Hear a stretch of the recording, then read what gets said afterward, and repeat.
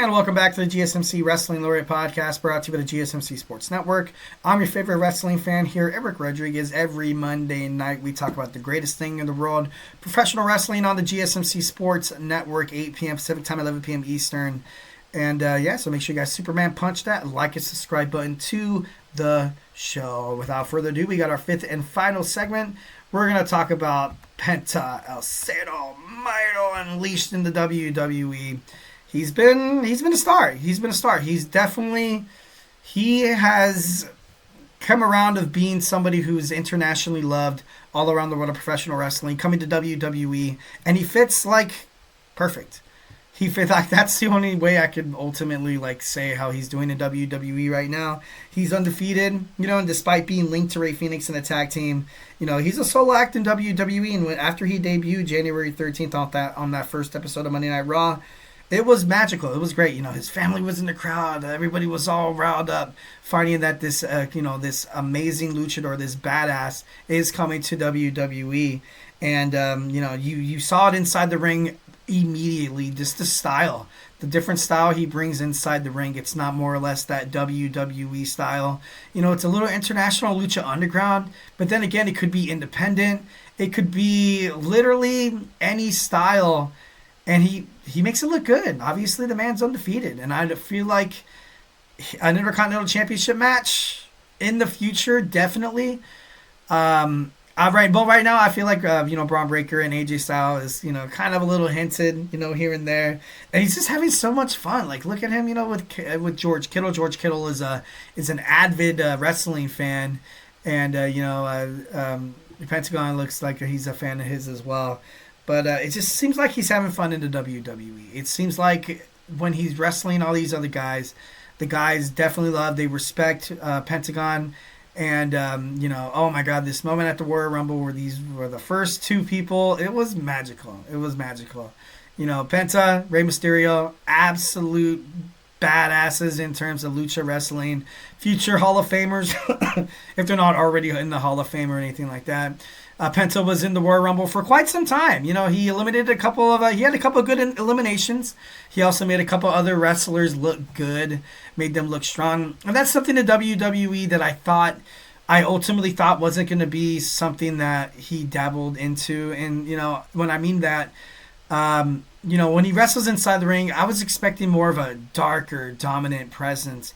But no, this guy, when he gets attacked, he sells the moves. He looks, he made Chad Gable. Well, Chad Gable's already great. But, he made every single person he stepped in the ring with, he made them look great. He made them look like they are legitimate contenders in the world of professional wrestling. And, I definitely, when he came in, I bet you there was something that was said in the contract negotiations, and he's like, you know what, I don't want to just come in here and just start smashing people. Nobody wants to see squash matches. The wrestling fans, the WWE Universe wanted to see how this guy can hang inside the ring with some of the best. That's the reason why his first match was against Chad Gable. It was kind of equivalent of hey, your first match is going to be against an Olympic gold medalist like Kurt Angle.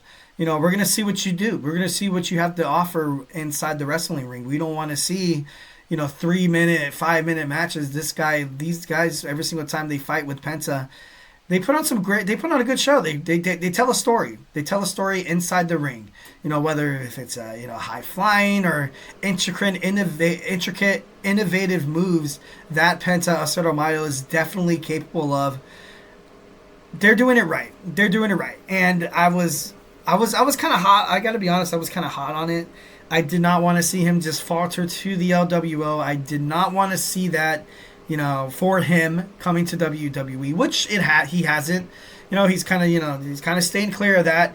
When he did get attacked by Ludwig Kaiser and Pete Dunne, I gotta be honest, I was getting a little antsy. And I was like, oh great, this is when the LWO comes in to save Penta. I'm just kidding. No, but I definitely thought maybe that was going to be a spot. Happy to find out that, he's still on his own. He's still a solo act. And when his brother Ray comes in, it's going to be so freaking awesome. It's going to be so sick. Penta, had this to say, and I quote, I am very comfortable because, He said this in an interview with SHAK Wrestling. He said, "I'm very comfortable because Penta, myself in the ring, is more aggressive, more violent, more of a different style around the world." Because he was asked about kind of being a solo act in WWE. A lot of people were expecting like a darker luchador where he wasn't going to say much, where he was going to kind of be like like his persona. He's a mystery.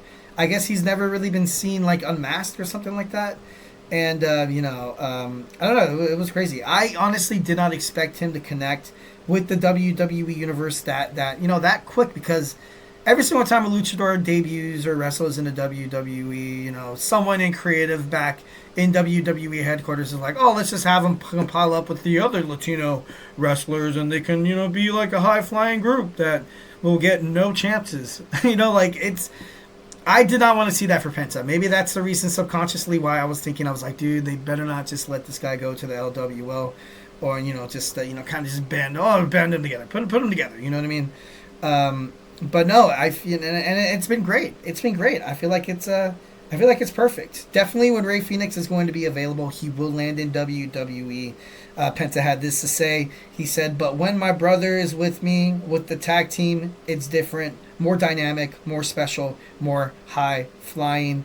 This is the difference, but I feel comfortable with both." Once when he was asked about being a singles act, is he more, is he excited for, does he want to be a tag team? Does he want to stay a singles act? And he's just absolutely open to it. Definitely. The Lucha Brothers have won tag team championships all across the globe.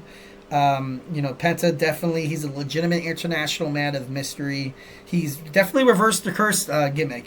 People who have the, Penta El Cero Miedo, I guess, the first man who had that name suffered from a career-ending neck injury, while another one was falsely accused of murder, and others had lackluster career.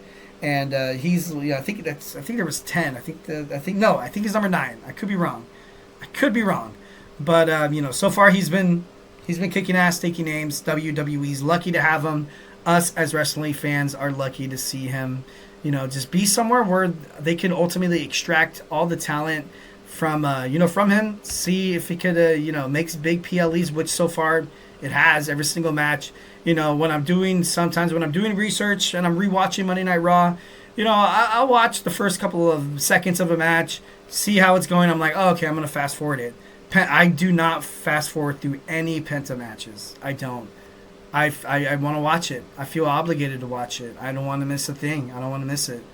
And and just that effect that he has on wrestling fans is, I fell hard for Penta. I'm a huge Penta fan now. I've always kind of, obviously dabbling within the world of wrestling. But he just, oh God, so beautiful, so perfect. Him into WWE. Can't wait for more Penta. Obviously, the man of mystery, of international mystery success. Hopefully when his brother comes in, I can't wait for Rey Fenix to get there. It's going to be great. It's going to be cool. All right, guys. That's it for me. Hopefully you guys had an amazing time listening to the podcast. Remember to Superman punch that like and subscribe button to the show. Follow the show. Follow the network. Follow us on Instagram, Twitter /X, whatever you like to call it. Facebook,